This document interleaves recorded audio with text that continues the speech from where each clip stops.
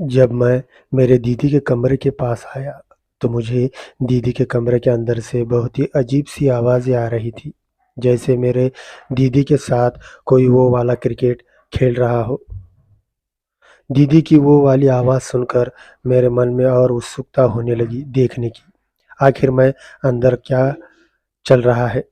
इसलिए मैं दीदी के कमरे की खिड़की से झाँकने की कोशिश करने लगा। तो जब मैंने देखा, तो देखकर मेरे तो होश ही उड़ गए। मेरी दीदी तो मूली के साथ क्रिकेट खेलने में लगी हुई थी। तब मैंने अपने आप से कहा, ये भला दीदी ये सब क्या कर रही है? तभी मैंने सोच लिया कि अब मैं भी। हेलो दोस्तों, आप सभी का फिर से स्वागत है आज की और एक रोमांटिक कहानी में। दोस्तों, ये कहानी आगे बहुत ही रोमांटिक होने वाली है, तो प्लीज़ कहानी को पूरा ज़रूर सुनिएगा। दोस्तों, मेरा नाम सुनील है। मैं 20 साल का हूँ। अभी ही मैंने 10वीं कक्षा की परीक्षा दी थी। अब मुझे छुट्टियाँ लग चुकी थी, तो मैं दिन भर घर पर ही रहता था और मुझे एक बहन भी थी, उसका नाम शीतल था। शीतल मुझसे 2 साल बड़ी थी। मेरे पिताजी एक दुकानदार थे, तो मेरे पिताजी दिन भर दुकान पर ही रहते और मेरी माँ घर का काम निपटा कर दुकान पर चली जाती थी और मैं और मेरी बहन ही घर पर रहते थे। मैं जब पढ़ाई करता था, तो मेरी दीदी अचानक उठकर कमरे के अंदर चली जाती थी और अंदर से दरवाज़ा बंद कर देती थी। पर मुझे लगता था कि दीदी आराम करने गई होगी। ये सोचकर मैं अपनी पढ़ाई में फिर से लग जाता था। पर कुछ देर बाद मेरी दीदी कमरे से बाहर आती थी, तो मेरी दीदी की हालत किसी मरियल औरत जैसी होती थी। पूरे बदन पर पसीना रहता था और दीदी सीधे बाथरूम में चली जाती थी। मुझे पता नहीं चल रहा था कि अंदर कूलर होने के बावजूद भी दीदी को इतना पसीना क्यों आता है। बात मुझे कुछ भी समझ में नहीं आ रही थी। मैंने सोचा कि इस बारे में मैं दीदी से बात करूँगा और तब दीदी फ्रेश होकर बाहर आई और बैठकर मुझसे कहने लगी, क्या कर रहे हो सुनील? मैंने कहा, दीदी मैं बस यूँ ही पढ़ रहा था।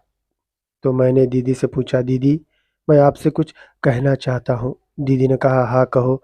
तब मैं दीदी से कहने लगा, आप जब भी कमरे से बाहर आती है तो आपको इतना पसीना क्यों आ जाता है? आपके कमरे में तो कूलर है फिर भी।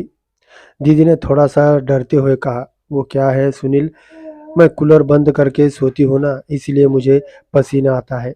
तभी मैंने कहा, पर आप इतना थक क्यों जाती है? तो दीदी ने कहा, क्या तुम भी मुझसे सवाल करने लग गए हो? चुपचाप अपना काम करो। ऐसा कहकर दीदी उठकर बाहर चली गई।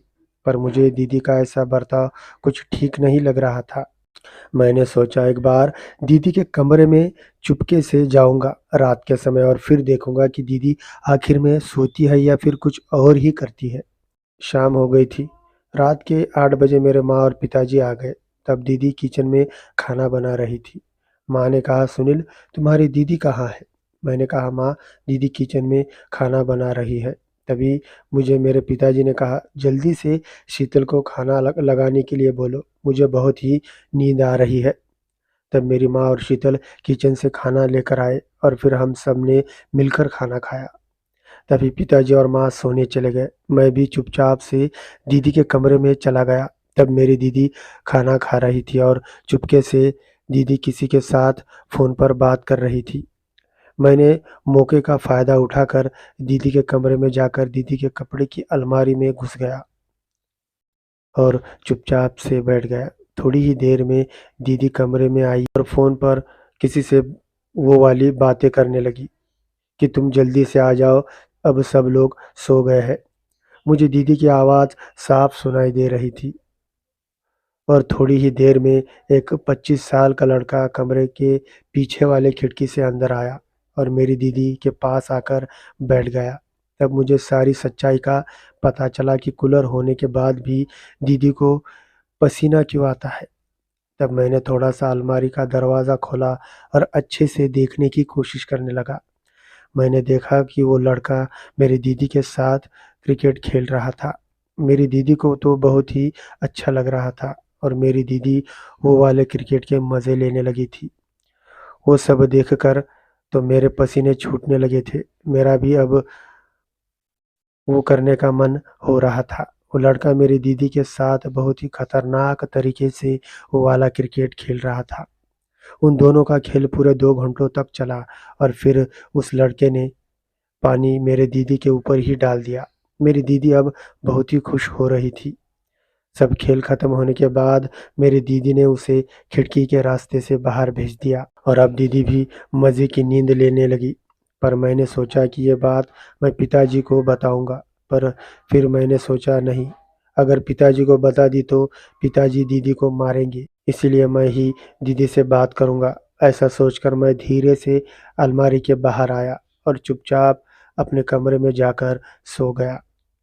दोस्तों, कैसी लगी आपको ये कहानी मुझे कमेंट करके ज़रूर बताइए और हमारे वीडियो को लाइक और चैनल को सब्सक्राइब ज़रूर करें। तब तक के लिए धन्यवाद।